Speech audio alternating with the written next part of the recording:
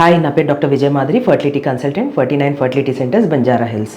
ఈ మధ్యకాలంలో కొంతమందికి పేషెంట్స్కి రిపీటెడ్గా ఐవీఎఫ్ ఫెయిల్యూర్స్ అవ్వటం, ఒక్క ఫెయిల్యూర్ అయినమ్మటే వాళ్ళు ఇంకా మాకు పిల్లలు పుట్టరు అన్న ఇదిలో స్ట్రెస్ అయిపోతున్నారు.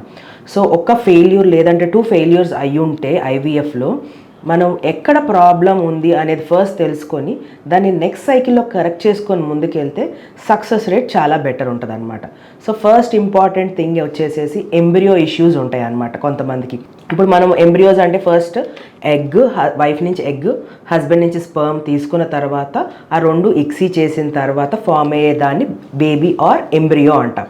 ఈ ఎంబ్రియో మనము కొన్ని సెంటర్స్ ఏంటంటే డే 3 వరకు తీసుకెళ్తాయి, కొన్ని సెంటర్స్ డే 5 వరకు తీసుకెళ్తాయి. Day 5 embryo highest stage of embryo అనమాట. అంటే ఒక ల్యాబ్లో ఒక బేబీని గ్రో చేయటము డే 5 వరకు తీసుకెళ్తే అది హైయెస్ట్ గ్రేడ్ అనమాట. దాని తర్వాత ఎయిదర్ యూట్రస్లో అన్న పెట్టేయాలి, లేదంటే ఫ్రీజ్ అన్న చేయాల్సి వస్తుంది అనమాట. సో ఈ డే 5 ఎంబ్రియో మనకి బయట స్ట్రక్చర్ చూడటానికి A grade, B grade, C grade అనేది మనము డిఫరెన్షియేట్ అంటే గ్రేడింగ్ ఇస్తాం. కానీ ఒక్కొక్కసారి దాని లోపల ఉన్న జెనెటిక్ మెటీరియల్ ఎలా ఉంది అనేది మనకి తెలియదు. సో దానివల్ల కూడా చాలామంది పేషెంట్స్కి మిస్క్యారేజెస్ అవ్వచ్చు.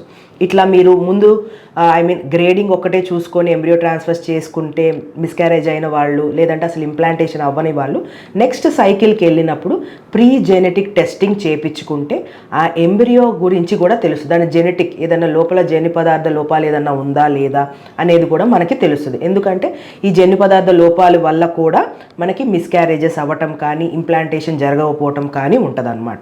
So PGT, pre genetic testing చేయించుకున్నప్పుడు నెక్స్ట్ సైకిల్ సక్సెస్ అయ్యే ఛాన్సెస్ చాలా బెటర్గా ఉంటాయి.